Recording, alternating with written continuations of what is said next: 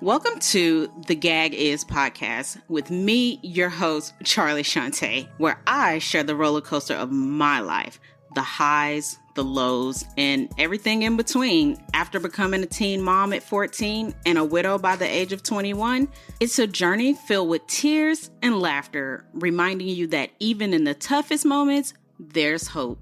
The gag is, life may be unpredictable, but it's always worth living.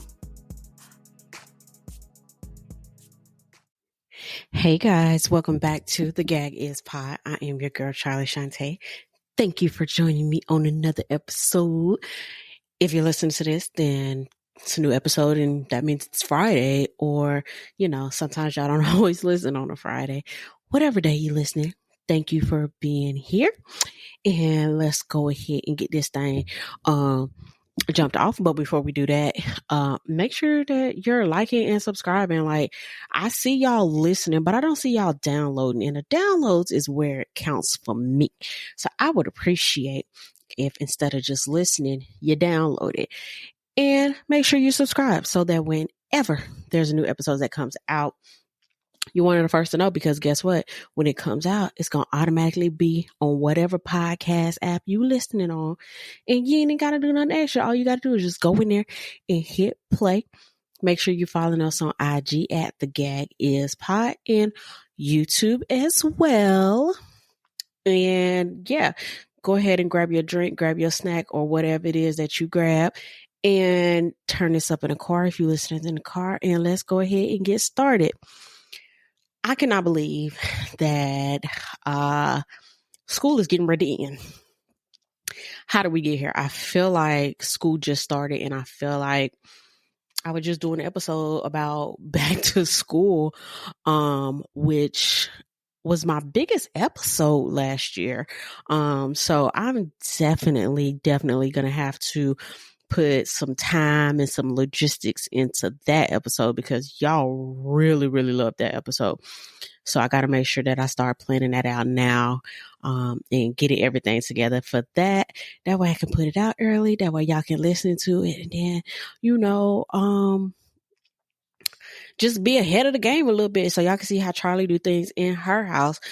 But I cannot believe that school is getting ready to be over. Like, OMG. How do we get here?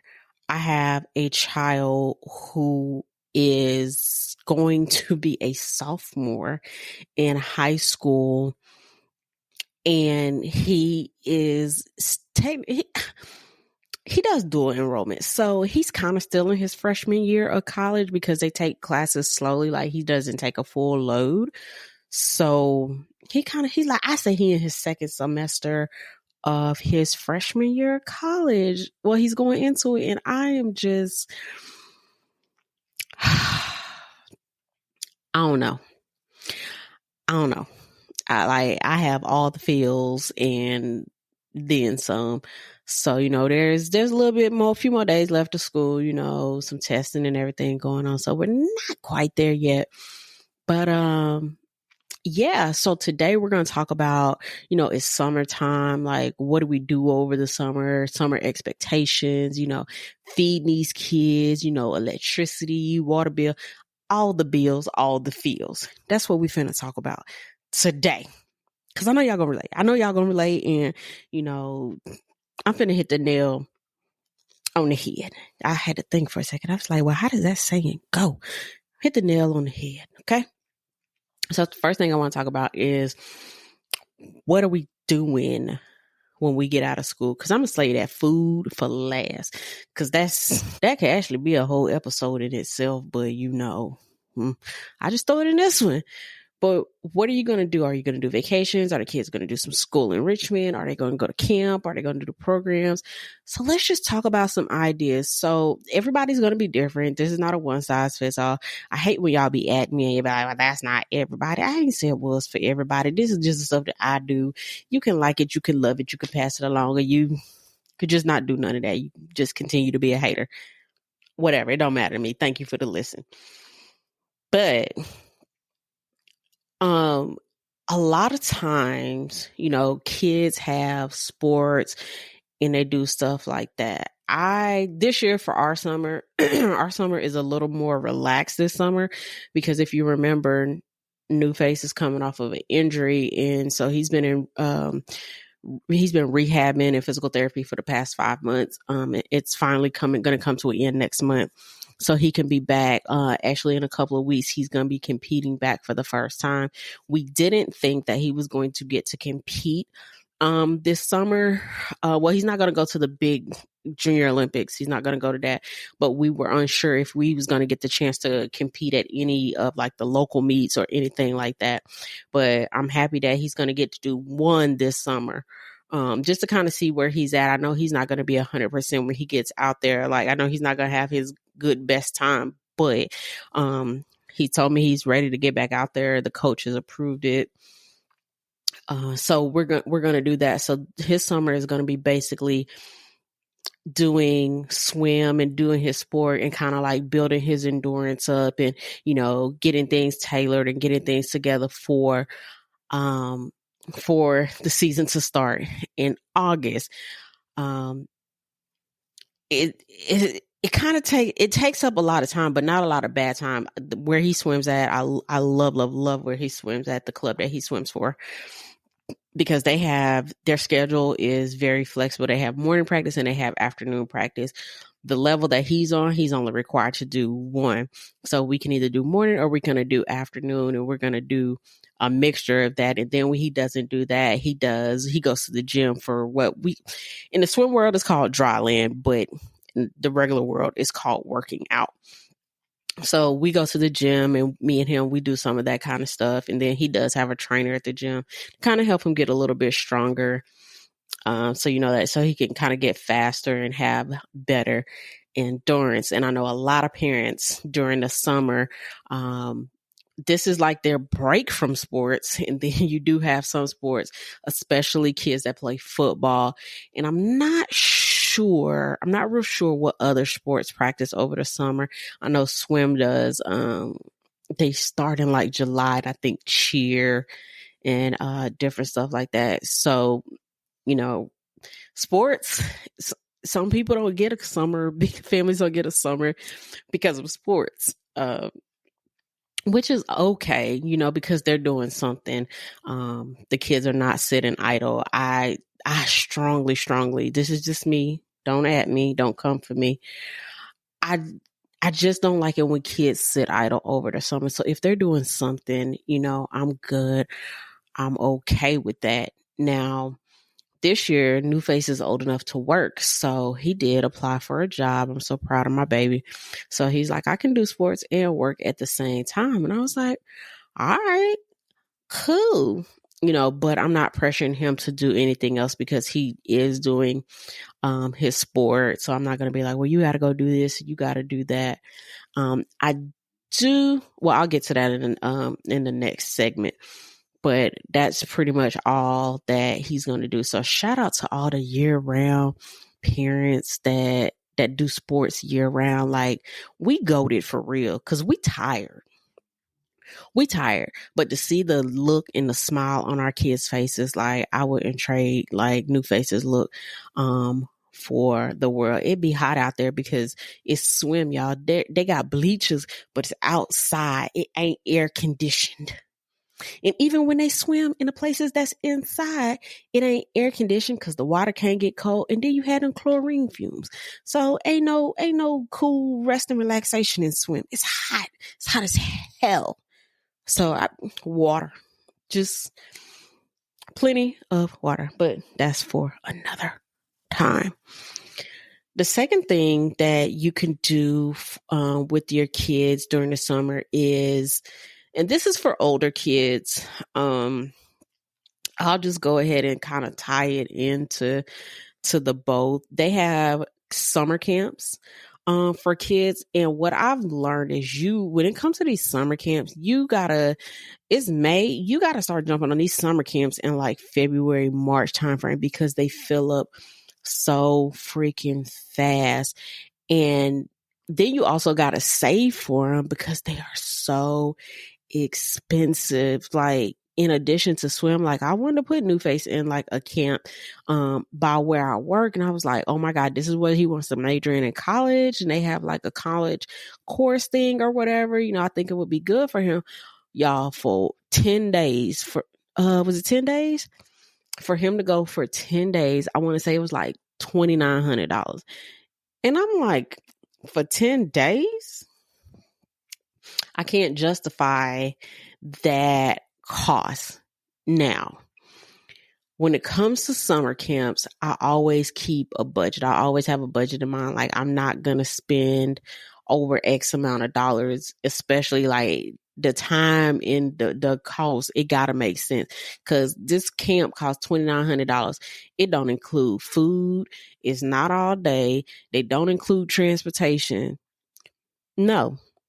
I mean, there's not to say that the person that's teaching it shouldn't be compensated, but if you have, if they're going for 10 days and the max is 25 kids at $2,900, that's a lot of money. Like, you trying to pay these people like a year's salary in like a month? Like, that's not, no. So, you got to start looking at these summer camps early. And then also, one of the biggest things you do, like there's the Boys and Girls Club. I'm not sure how big they are now, because I haven't been since I was a kid. New Face has never been, so I'm not even sure how they even operate. But I know when I was growing up, the Boys and Girls Club used to be lit during the summer. Like, me and my brothers, we used to walk to the Boys and Girls Club, and it used to be lit. So, just check your local area, see what the Boys and Girls Club has to offer. Another alternative will be the YMCA. I know in most areas there is a YMCA. You can go look at that. They have plenty of programs. I'm starting to see swim programs pop up at these different places to try to combat childhood drowning and teach swim safety schools. So Boys and Girls Club and the YMCA are two good options I believe that they're pretty low cost compared to some of the other camps that I see. I feel like the Boys and Girls Club and the YMCA are pretty low cost. Depending on your financial situation, I know they do offer scholarships and different stuff like that for your child to attend. If you need a little assistance with sending your child to a summer camp while you work. And now for my older kids. Where I live, I'm not sure if it's like this across the whole United States or however.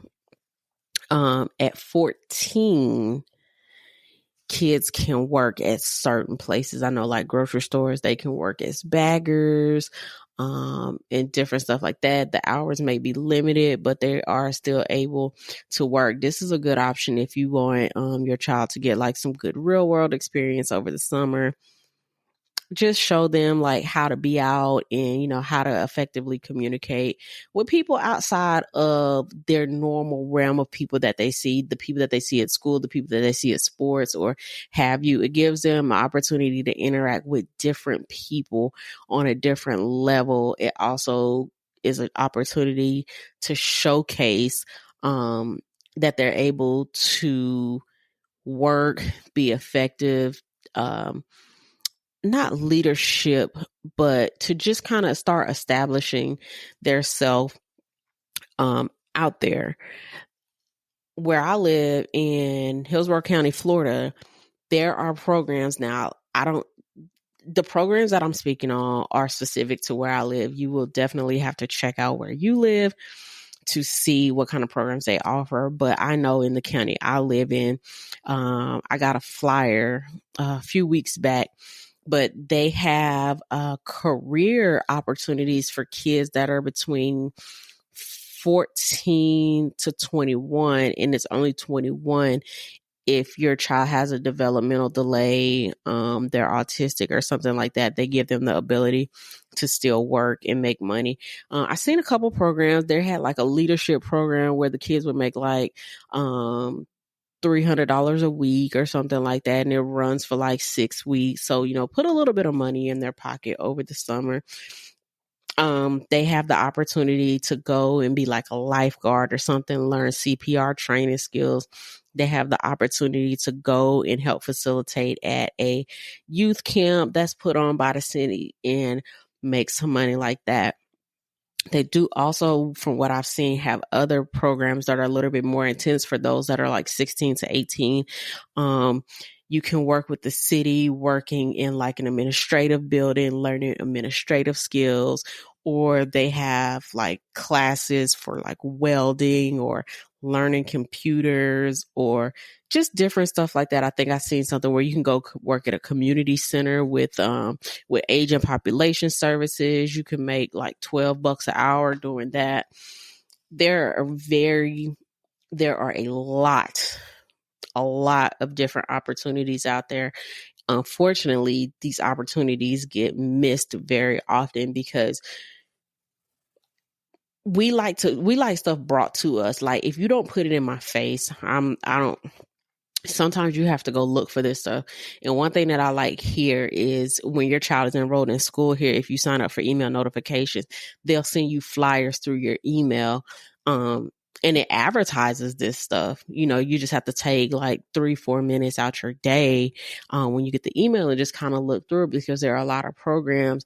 They do have income-based programs. So if you see that your child wants to attend this or you think that would be beneficial, look at those newsletters, because it gives you so much information. And a lot of time, I always go back at the end of the summer and look at how many of those scholarships went underutilized because people did not use them because either they didn't know about them or they registered too late or whatever the case may be. You just got to do just a little bit of research, just a little bit of legwork, and it can be very rewarding for you, your children. It's the opportunity for them to make friends, for them to branch out. And like I said, get to know people that's outside of their network. One thing they do here, I think they still do. I have to check into it, but during the summer, all the kids get student IDs and they're able to ride the city bus for free. And riding a city bus, like, they can go to the mall. They have a hub, right? Where, like, if you live where I live, then you can go catch the bus and go to the hub and, take it around town and stuff like that, as long as you have your student ID. And then, like, a certain period, like when school starts to pick back up and stuff, they may charge a little fee. It might be 25 cents or something like that. Or you can get like a little unlimited punch card for the summer. And different things as such. But there's so much out there. People just have to kind of, like I said, you kind of got to do the legwork. And I know for the littles, for like, I think it's 5 and under or something like that, we have the zoo here. They have programs, Busch Gardens. There's programs where you can go and the kids can learn about the animals.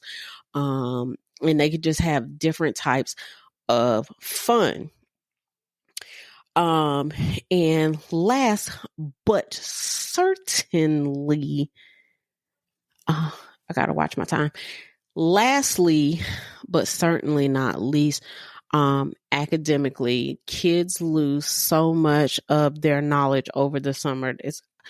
I forget the term that they use, but kids lose a little bit of that stuff, playing a little bit too many video games. They lose a little bit of knowledge over the summer. I think it's called like summer gaps, summer lapse or something like that. They lose a little bit of that over the summer, at no fault of their own. It's just, you don't use it, you lose it. There are many, many, many programs out there. Parents, there are so many programs out there. If your child was struggling during the school year, there are reading programs, there are math programs out there that are free. And if they are not free, they have scholarships available, they have funding available, or they're very low cost, like $10, $15. There are programs out there, from what I've seen, from pre-K to 8th grade to help with math and reading, which are the two subjects that kids struggle in the most. Parents, I beg of you, please, if your child is struggling or has struggled, please utilize these programs. They are amazing programs. They can help your child succeed. You can take the summer and help them to bridge the gap and give them a leg up for the next school year. Oftentimes as parents, we don't intervene in our children's education until it becomes a problem and they're already behind. I know during the summer you've ripped and ran for 10 months, getting these babies to school, picking them up from school. I do know you're tired, but I'm never too tired for my child's education. And if I got to take 4 weeks out the summer to make sure that my child goes to get the help that they need so that they can be successful going forward, I'm going to do it. Am I going to complain? Probably. But I know I'm going to complain more if I go talk to my child's teacher during the school year and find out that my child is behind and my child is struggling in real time. I'm going to be more mad at that. New Face, he's good in math, but he's not behind, but he could use a little extra work. And so me and him talked about it already. We already talked about, there are many, many things online that you can utilize, many little mini stuff like self-paced kind of things that you can do, and kind of like an introduction and stuff like that. We got to give our kids the best chance, the best fighting chance, regardless, because we want our kids to succeed. And sometimes it's an inconvenience, but we have to do it to allow our children to succeed. And last, I think I said this already, last but not least. I think I said it like already, but I'm going to say it again because last but not least, we finna talk about what we finna do. Lord, it just infuriates me when I get ready to talk about, we're going to talk about these kids and this food, okay? We're going to talk about it because it seemed like on the last day of school, these kids' summer stomach come on. And I'll be like, oh my God, you are not that hungry. Because this is my mind frame. Now them 10 months you was in school, you wasn't this hungry. So how all of a sudden you this hungry? So my rationale is I don't change how I grocery shop for the summer compared to the rest of the year. Because why? Because kids are home all day and they bored and they going to eat. They be like, ooh, we got gummy bears. Ooh, I'm going to go get some gummy bears. Ooh, we got beef jerky. So I'm going to get some. Ooh, we got juice box. Ooh, I'm going to go get that. You can't eat what you don't see. You can't eat what we ain't got. So, yes, we got the 3 meals, breakfast, lunch, and dinner. And then you can either have a morning snack or afternoon snack. You're not getting no breakfast, snack, lunch, snack, dinner, potential snack. We're not finna do that. You're not that hungry. But what was you fasting during the school year and now you're trying to make it up during the summer? No, we're not finna do that. We finna keep the same food going. No. Mm-mm. You're not that hungry. You hungry? Drink some water because guess what? Hunger can be dehydration. Okay? So drink some water. See if it kill your hunger.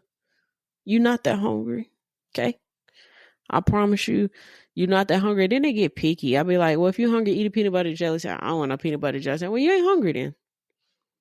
You want like, can we go to Zaxby's? Can we go to McDonald's? No. Because if you're hungry, you're going to eat some sensible food. No, we can't go to Zaxby's or McDonald's. But there's some Uncrustables in here. We got grape and we got strawberry. Like, yeah. You're not that hungry. I don't know what to tell you. Drink some water. Gatorade. I don't know what to tell you. Because I ain't finna buy no extra so that you can eat it up tomorrow. Not finna do that, homie. Not finna do that. And to close this thing out, I actually have you cannot make this up. And parents, this is for you. Now, most of the time, I don't get paper bills, right? Send me an electric bill. I mean, the email it to me. You know what I'm saying? Give me a paperless billing. And so most of my bills are pretty constant. My light bill run pretty much the same. My water bill run the same. So a couple months ago, I get my water bill. And I was like, damn, my water bill high. Now my water bill run about $60, $65. That's about average. I got my water bill a couple months ago and it was $140. I was like, damn. And I was like, okay, I ain't think nothing of it because I have a pool and I was putting water back in the pool and I left it on overnight. So it was running for about 6-7 good hours. So I said, you know what? I said, this is my fault because I left the water running. So, it's a fluke. And then I was like, but dang, when you filled up the pool and you left it running for 17 hours, your bill was $140. And that's when you filled up the pool. So if you left the pool, so something ain't right. So I was just like, I'm going to pay it anyway. I ain't finna argue. So I got my bill the next month. And then I was like, okay, do I have a leak? And I was like, hopefully I don't have no leak. So then the next month, my bill was like real low, like $54. And I was like, oh, okay, cool. Like we back to where we need to be. Cool. So the other day, I get my bill, $140. And I was like, ain't no way. I was like, ain't no way that this bill is this high. Like, this is crazy. So I called the water company. I said, ma'am, I ain't got no leaks. I ain't filling up no pool. Ain't nobody stealing my water. Ma'am, y'all got to come out here. I said, because I don't think y'all are reading the meters. And I said, I would hate to go back through my 30 days on my camera to verify that y'all read the meter. I said, ma'am, there's no way they're reading the meter. Absolutely no way they're reading the meter. I said, because you can go back in the entire time I lived in this house that I've never used this much water. And she's like, well, I don't know. And just nasty. So she was like, we'll send somebody out. So they sent somebody out here early this week. I said, okay. So then I got the little tag and I was looking at it and I said, okay. I said, well, this seemed like positive news. So I called the lady and I got a very nice young lady. She was like, well, this is what this means. And she said, well, this is an erroneous bill. Ma'am, I'm already aware of that. And I said, I can tell you that they didn't come check the meter. I said, I have cameras. And she's like, and I said, well, how do we, so long story short, they didn't read the meter. Didn't take Stevie Wonder to see that. So what happens was she told me how to read the meter and then how they get the number that they get to. And she said, based on because they give you the current reading from the day when they came out. She said, well, based on this, she said, you're going to fall within your normal range. So whatever. So say, for instance, it's a 15, right? And the next month they come out and read it. They say 30. Okay, that's going to give me a normal bill. So say it's at 30 now. They don't come out. And then the next time they come out and read it, it's a 65. Well, that 65 minus 30 is how much water I've used, but for 2 months instead of 1 month because they didn't read the meter, which is going to generate a higher bill. And I said, well, ma'am, how do we prevent this? And she was like, well, you can go out there and read the meter. And I said, well, why I got to do all that? That's your job. And I said, it sucks that y'all are dishonest. I said, because what if I was on a fixed income?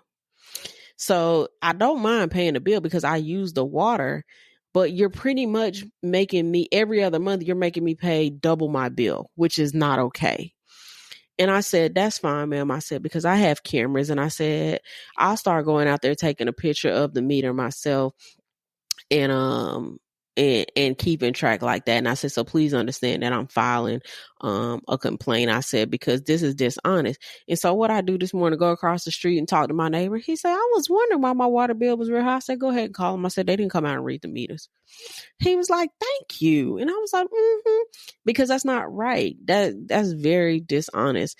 So my takeaway from that is, even if you have your bills on automatic draft, because the water bill is on automatic draft, check your bill. And the only reason why I unfolded it and looked at it, because when I looked at how much was due, it was crazy. And when I tell you it's 4 people in my house, we have 3 bathrooms, we wash clothes, we clean, we bathe. So, it ain't like we not using water. We using water. And I told him, I was like, because it's just him and his wife, and he said they water bill was like almost $200, and I was like, that's crazy. So, check y'all bills. That's my takeaway. Check y'all bills and start holding these people accountable, because now y'all crazy.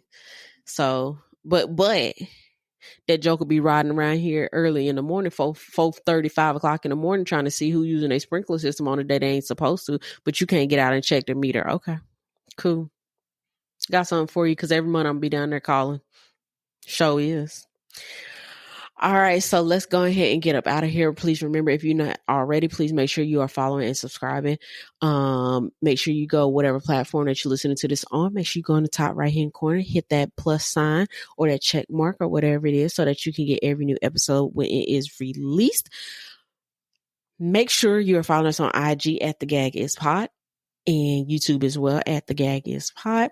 And if you are interested in doing any business or want to be a guest on the show or have an idea, please hit us at thegagispod@gmail.com. I am your girl, Charlie Shante. This is The Gag Is Pod. Bye, guys. Thank you for tuning into the Gag Is podcast. I hope you're enjoying my journey as much as I am enjoying sharing it with you. Before we wrap up, I have a small request. If you found inspiration in my stories or my guest stories, don't forget to share this podcast with your friends and family. Together, we can spread the message of resilience and hope. And if you have a moment, please take a second to rate and review the show on your podcast app. 5 stars, please. Your feedback helps me reach even more listeners who might need a dose of encouragement. Remember, the gag is, life may be unpredictable, but it's always worth living. So until next week, bye guys.